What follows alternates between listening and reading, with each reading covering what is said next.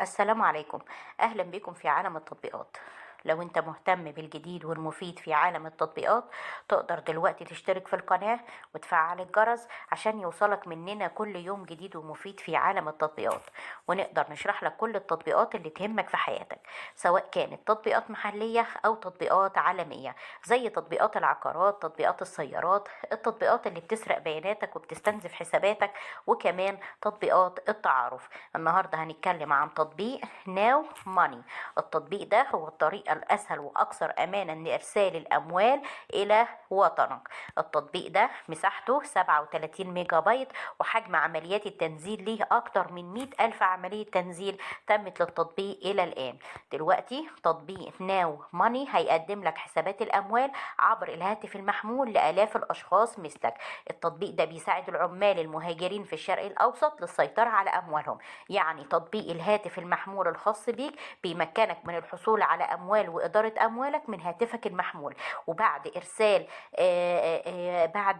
ويقدر يستطيع إن هو يرسل الأموال للعائلة والأصدقاء بطريقة سريعة وآمنة. وكمان ده بيسهل القيام به من خلال تحميلك للتطبيق. يعني مش هتحتاج لرحلات غير ضرورية، أو إن أنت توصل لأجهزة الصراف الآلي أو تبعت لهم الفلوس مع أي حد، لأن ناو ماني آمن تماما وأكثر ذكاء وأمانا من استخدام النقود. حساب ناو ماني الخاص بيك مجاني للاستخدام وما بيتطلبش حد أدنى للرصيد، وهتحتاج تتأكد إن صاحب العمل هيقوم بالدفع ليك بس. ومن خلال نظام ناو ماني لجانب تطبيق الهاتف المحمول هتقدر تتلقى بطاقة فيزا كمان بدون أي تلامس، تقدر تستخدمها مقابل للدفع للتسوق أو أي أمور أخرى، وتقدر تطلع على أموالك في أي وقت وتقدر تديلها بشكل أفضل.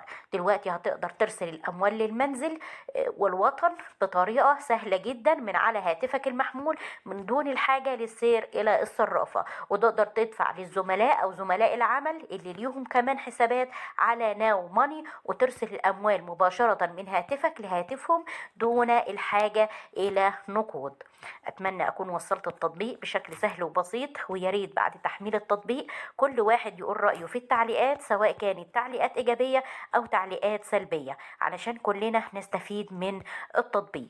اشترك دلوقتي في القناة وفعل الجرس عشان يوصلك مننا كل يوم جديد ومفيد في عالمنا، عالم التطبيقات، أو اتواصل معانا بشكل مباشر على صفحتنا، صفحة مراجع برامج، والموجودة على الفيسبوك. اشترك دلوقتي في القناة وفعل الجرس عشان يوصلك كل جديد في عالم التطبيقات.